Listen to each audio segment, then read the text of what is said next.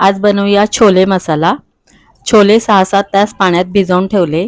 त्यानंतर त्यात मीठ आणि दालचिनी घालून कुकरमध्ये 5-6 शिट्ट्या काढून घेतल्या।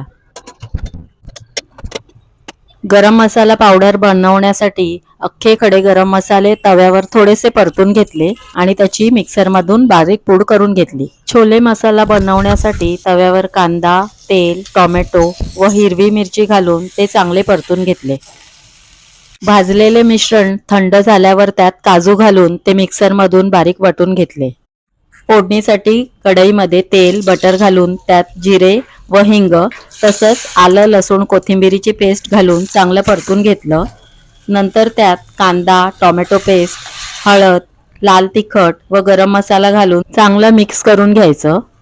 मिश्रण थोडे परतल्यावर त्यात उकडलेले छोले, मीठ व हवं तेवढं गरम पाणी घालून छान उकळी काढून घ्यायची व वरून कोथिंबीर पेरून छोले मसाला आपला तयार आहे।